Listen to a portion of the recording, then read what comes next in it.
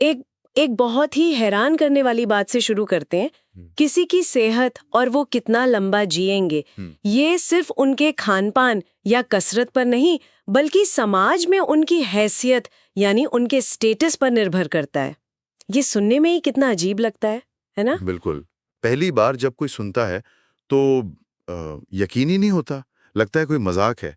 पर हमारे सामने जो स्रोत हैं वे इसी बात को बार बार साबित करते हैं। और इसका कोई उदाहरण है जो मतलब इस बात को और पुख्ता करता हो? हाँ, सबसे चौंकाने वाला उदाहरण शायद वॉशिंगटन डीसी का है।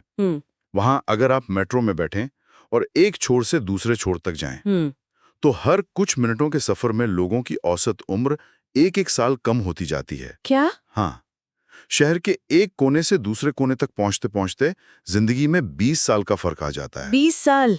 ये तो एक पूरी पीढ़ी जितना फर्क है। और ये सिर्फ इसलिए कि कोई शहर के किस हिस्से में रहता है? ये तो सिर्फ अमीरी गरीबी का मामला नहीं हो सकता। नहीं, बिल्कुल नहीं। इसके पीछे कुछ और गहरा चल रहा है और यही आज हमारी पड़ताल का मुद्दा है। ये सिर्फ पैसे की कहानी नहीं है, ये इज्जत की, कंट्रोल की और समाज में हमारी जगह की कहानी है। तो चलिए इसी स्टेटस सिंड्रोम की गुत्थी को सुलझाते हैं। समझते हैं कि समाज की ये जो अदृश्य सीढ़ी है वो हमारी सेहत पर इतना गहरा असर डालती कैसे है। बिल्कुल। और ये सिर्फ सबसे ऊपर और सबसे नीचे वालों की बात नहीं है, ये हम सब की कहानी है जो इस सामाजिक सीढ़ी पर कहीं ना कहीं खड़े हैं। हमारे स्रोत बताते हैं कि असली मुद्दा हमारी जिंदगी पर हमारे कंट्रोल का है, हमारी भागीदारी का है। और कैसे तनाव और दिल की बीमारियां, जिन्हें हम अक्सर अमीरों की समस्या समझते थे, वो असल में सीढ़ी पर नीचे खड़े लोगों की जिंदगी को ज्यादा तबाह कर रही हैं। तो सबसे पहले ये समझते हैं कि ये स्टेटस सिंड्रोम आखिर है क्या। आसान भाषा में कहें तो ये समाज की सीढ़ी पर किसी की जगह और उसकी सेहत के बीच का एक सीधा गणित जैसा कनेक्शन है। हाँ, और स्रोत साफ कहते हैं कि जब रोटी, कपड़ा, मकान जैसी बुनियादी जरूरतें पूरी हो जाती हैं, तो दो चीजें हमारी सेहत के लिए सबसे सबसे ज्यादा जरूरी हो जाती है। पहली, अपनी जिंदगी की बागडोर अपने हाथ में महसूस करना, मतलब ऑटोनॉमी और कंट्रोल। और दूसरी, समाज का एक सक्रिय और सम्मानित हिस्सा होना, यानी सोशल पार्टिसिपेशन। और यहाँ एक बहुत दिलचस्प बात सामने आती है। ये सिर्फ टॉप 1% और बाकी 99% की कहानी नहीं है। नहीं, बिल्कुल नहीं। ये एक ढलान जैसी है, एक ग्रेडियंट है। ग्रेडियंट? हाँ, इसे ही सोशल ग्रेडियंट कहते हैं। ये बहुत बारीक है। मतलब जो दूसरे सबसे ऊंचे पद पे बैठा मैनेजर है, उसकी सेहत सबसे ऊंचे पद वाले सीईओ से थोड़ी कम होगी। अच्छा। और उससे नीचे वाले की थोड़ी और कम। सीढ़ी पर हर एक पायदान, चाहे कितना भी छोटा क्यों ना हो, वो मायने रखता है। ये बात ही अपने आप में चौंकाने वाली है, क्योंकि ये बताती है कि समस्या सिर्फ गरीबी की नहीं बल्कि असमानता की है, किसी भी स्तर पर हो। बिल्कुल। इसे साबित करने के लिए कोई जबरदस्त उदाहरण है, क्योंकि दिमाग अब भी ये मानने को तैयार नहीं होता। इसका सबसे जबरदस्त सबूत आता है हॉलीवुड से। हॉलीवुड? वहां तो सबके पास पैसा है। हाँ, यही तो बात है। वहां तो लगभग सबके पास पैसा और शोहरत है ना। फिर भी एक स्टडी में पाया गया कि जो एक्टर्स ऑस्कर अवार्ड जीतते हैं, वे उन एक्टर्स से औसतन 4 साल ज्यादा जीते हैं जिन्हें सिर्फ नॉमिनेट किया गया था। 1 मिनट, क्या कहा? 4 साल? 4 साल। ये तो अविश्वसनीय है। हम हॉलीवुड की बात कर रहे हैं जहां नॉमिनेट होना ही अपने आप में बहुत बड़ी बात है। मतलब उन दोनों ग्रुप्स के पास पैसा, शोहरत सब कुछ होता है। तो क्या सिर्फ एक ट्रॉफी जीतने का एहसास इतना शक्तिशाली हो सकता है कि जिंदगी के 4 साल बढ़ा दे? यही तो इस सिंड्रोम का क्रक्स है। ये सिर्फ मनोविज्ञान नहीं है, ये सीधी सीधी बायोलॉजी है। बायोलॉजी? कैसे? वो एक अवार्ड जीतना सिर्फ एक ट्रॉफी नहीं है, वो अपने साथियों के बीच सर्वोच्च सम्मान का प्रतीक है। वो एक ऐसा स्टेटस है जो पैसे से नहीं खरीदा जा सकता। और इस सम्मान का एहसास, खुद पर गर्व की वो भावना, वो शरीर के अंदर तनाव पैदा करने वाले हार्मोन्स को कम कर देती है। अच्छा। जिससे दिल की बीमारी का खतरा तक कम हो जाता है। ये इज्जत का एक शारीरिक असर है। यानी कंट्रोल और सम्मान, ये 2 शब्द बार बार आ रहे हैं। इस कंट्रोल वाली बात को और गहराई से समझना होगा। मुझे लगता है स्रोत में जिक्र की गई व्हाइट हॉल स्टडी वो इसे समझने में हमारी मदद कर सकती है। हाँ, व्हाइट हॉल स्टडी तो इस विषय में एक मील का पत्थर है।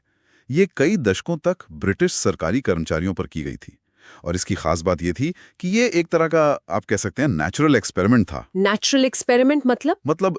इन सभी कर्मचारियों के पास पक्की नौकरी थी, सबको एक जैसी नेशनल हेल्थ सर्विस की सुविधा मिलती थी और सब एक ही शहर में काम करते थे। तो अमीरों और गरीबों के बीच स्वास्थ्य सुविधाओं का जो फर्क होता था वो यहाँ नहीं था। बिल्कुल, बाहरी फर्क हटा दिए गए थे ताकि सिर्फ ऑफिस के अंदर के पद यानी स्टेटस का असर देखा जा सके। और नतीजे क्या निकले? नतीजे हैरान करने वाले थे। जो सबसे नीचे के पद पर काम करने वाले कर्मचारी थे, जैसे क्लर्क या चपरासी, हाँ, उनके मरने का खतरा सबसे बड़े अफसरों के मुकाबले 4 गुना ज्यादा था। 4 गुना। ये तो बहुत बहुत ही बड़ा फर्क है। ज्यादातर लोग शायद यही कहेंगे कि नीचे के कर्मचारी सिगरेट ज्यादा पीते होंगे या उनका खानपान खराब होगा। बिल्कुल, और रिसर्चर्स ने इस पहलू की भी जांच की। उन्होंने पाया कि धूम्रपान, शराब, कसरत की कमी, ये सब आदतें इस फर्क का सिर्फ 30% हिस्सा ही समझा पाती हैं। सिर्फ 30%? हाँ, तो फिर ये रहस्यमयी 70% क्या था? अगर आदतें नहीं तो और क्या चीज थी जो लोगों की जान ले रही थी? वो थी कंट्रोल की कमी और काम को लेकर लगातार बना रहने वाला मनोवैज्ञानिक तनाव। आप देखिए, जो सबसे ऊंचा अफसर है उसके पास काम का दबाव बहुत था, लेकिन काम कैसे करना है, कब करना है, इसका कंट्रोल भी उसी के पास था। सही बात है। जबकि जो सबसे नीचे का कर्मचारी था उसके पास काम का दबाव शायद कम था, पर उसका अपने काम पर कोई कंट्रोल नहीं था। उसे हर छोटी बड़ी बात के लिए दूसरों के आदेश पर निर्भर रहना पड़ता था। और यही बेबसी, यही कंट्रोल की कमी जानलेवा साबित हो रही थी। बिल्कुल। इस कंट्रोल की कमी का सबसे चरम उदाहरण शायद वो अंटार्कटिका वाली कहानी है। वो तो वाकई रोंगटे खड़े कर देने वाली है। हाँ, वो कहानी इस बात को बहुत गहराई से समझाती है। 1912 में captain Robert Scott South Pole पहुंचने की कोशिश कर रहे थे। उनकी टीम में एक सदस्य था सीमन एडगर इवांस। इवांस शारीरिक रूप से टीम का सबसे मजबूत, सबसे तगड़ा आदमी था, लेकिन सामाजिक तौर पर वो एक लोअर क्लास वर्कर था। उसका काम सिर्फ कैप्टन के हुक्म मानना था। और जब हालात बिगड़े, जब जानलेवा ठंड और भूख ने सबको घेर लिया, तो सबसे पहले मौत उसी सबसे मजबूत आदमी एडगर इवांस की हुई। क्यों? क्योंकि जब जिंदगी और मौत का सवाल आया तो उसके पास कोई कंट्रोल नहीं था, कोई फैसले लेने की शक्ति नहीं थी। वो सिर्फ एक प्यादा था जो दूसरों के निर्देशों का पालन कर रहा था। उस चरम तनाव की स्थिति में कंट्रोल की ये कमी उसके शरीर और दिमाग पर भारी पड़ गई और उसका सिस्टम पूरी तरह ढह गया। हाँ, और ये सिर्फ अंटार्कटिका जैसी जानलेवा जगहों की बात नहीं है। ये तनाव, ये कंट्रोल की कमी, ये रोजमर्रा की जिंदगी में हमारे शरीर पर कैसा असर डालती है। मुझे लगता है स्रोत में दी गई मारिया और रिक की कहानी इसे बहुत अच्छे से समझाती है। बिल्कुल। मारिया एक कपड़ा फैक्ट्री में काम करती है। उसे हर वक्त नौकरी जाने का डर लगा रहता है। उसकी कार पुलिस उठा ले गई है और उसे छुड़ाने के लिए उसके पास पैसे नहीं हैं। उसे ऐसा महसूस होता है जैसे उसकी जिंदगी की गाड़ी उसके हाथ से फिसलकर खाई में जा रही है। उसी फैक्ट्री का मालिक है, उसे भी तनाव है, उसे भी अपने धंधे की चिंता है, बाजार के उतार चढ़ाव का डर है। पर फर्क देखिए, अगर फैक्ट्री बंद करने की नौबत आती भी है तो ये फैसला रिक का अपना होगा। उसे नौकरी से कोई निकाल नहीं सकता। सही। अगर उसकी कार उड़ भी गई तो एक फोन कॉल करके उसे आसानी से छुड़ा सकता है। तो तनाव दोनों को है, पर एक के पास कंट्रोल है और दूसरे के पास सिर्फ बेबसी। बिल्कुल, रिक के पास कंट्रोल, संसाधन और सोशल सपोर्ट है। मारिया के पास सिर्फ बेबसी है। तो एक का तनाव एक चुनौती जैसा है और दूसरे का खतरे जैसा, और हमारा शरीर इन दोनों पर अलग-अलग तरह से प्रतिक्रिया करता है। एकदम सही। रिक का तनाव है अक्यूट स्ट्रेस, जो थोड़ी देर के लिए आता है और हमें काम करने की ऊर्जा देता है। लेकिन मारिया की बेबसी क्रॉनिक स्ट्रेस पैदा करती है, मतलब लंबे समय तक चलने वाला तनाव, जिसमें हमारा शरीर लगातार लड़ो या भागो वाले मोड में रहता है। हाँ, और इससे कॉर्टिसोल जैसे स्ट्रेस हार्मोन लगातार निकलते रहते हैं। और यही कॉर्टिसोल हमारे शरीर का दुश्मन बन जाता है ना? हाँ, यही कॉर्टिसोल पेट पर चर्बी बढ़ाता है, जिसे हम बेली फैट कहते हैं। ये हमारे इम्यून सिस्टम को कमजोर करता है, ब्लड प्रेशर बढ़ाता है, डायबिटीज का खतरा पैदा करता है और धीरे धीरे दिल की नसों को ब्लॉक करने लगता है। ये एक धीमा जहर है जो स्टेटस की कमी से पैदा होता है। बिल्कुल। और बंदरों पर हुई रिसर्च भी तो इसी बात की तरफ इशारा करती है। हाँ, वो तो और भी दिलचस्प है। रिसर्च में देखा गया कि बंदरों के झुंड में जो बंदर सामाजिक सीढ़ी पर नीचे होते हैं, उनकी दिल की नसें ज्यादा बंद, ज्यादा क्लॉग्ड होती हैं। अच्छा, और ये तब है जब वे हमारी तरह बर्गर या पिज्जा नहीं खाते। हाँ, बिल्कुल। उन्हें हमारी तरह खराब खान पान का बहाना भी नहीं मिला। ये तो सीधे सीधे उनके सोशल स्ट्रेस का नतीजा है। ये डरावना भी है।